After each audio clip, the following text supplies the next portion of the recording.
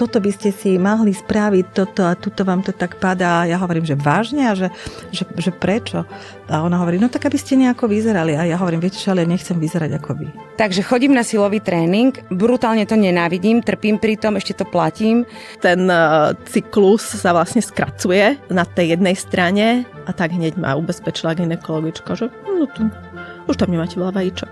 Tak vlastne som vedela, že niečo ide. Že ideš do perimenopauzy a ono sa hovorí, že 33 príznakov, podľa mňa ich oveľa viac. A teraz vlastne tuto, ako mi začalo vznikať to plávacie koleso, ktoré ešte je v úplných, také iba fúknuté, tak ale cítim, že sa to mení a nech cvičím, ako cvičím, tak aj tak to je.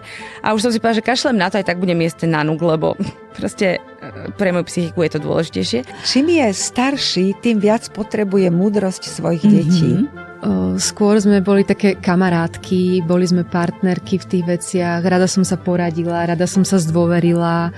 Zároveň je to stále mama. Ja by som si bez tej mamy asi neporadila, lebo však v podstate akože ja som matka, samoživiteľka, sama som väčšinu času a aj predtým. Aj keď tam bol ten partner, tak v podstate neviem si predstaviť, ako by som bez mamy vychovala tie malé deti.